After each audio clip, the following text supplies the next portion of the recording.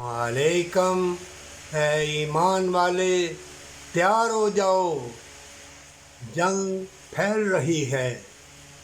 ये मुल्को आग जंग की फैलेगी और ईमान वालों की फतह होगी। जो अल्लाह की रहमत और अल्लाह की खुशनुदी हासिल करने के लिए ईमान की खातिर, इस्लाम को ज़िंदा करने की खातिर जो जंग में शहीद होगा, उसी का नाम दुनिया और आखिरत में जन्नत अल फरदौस मिलेगी।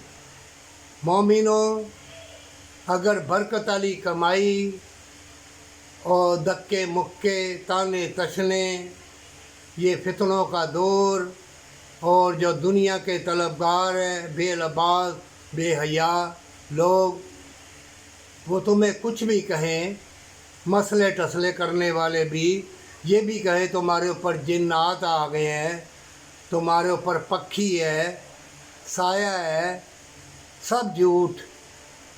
जिन्नात वहाँ नहीं होते जहाँ मोमिन चला जाए, वहाँ से हवाई जिन भूत चुड़ैलें भाग जाया करती हैं।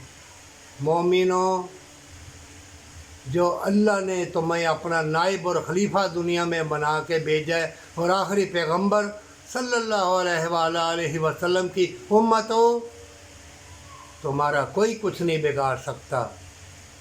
तकदीर तुम्हारी अल्लाह ने लिखी है।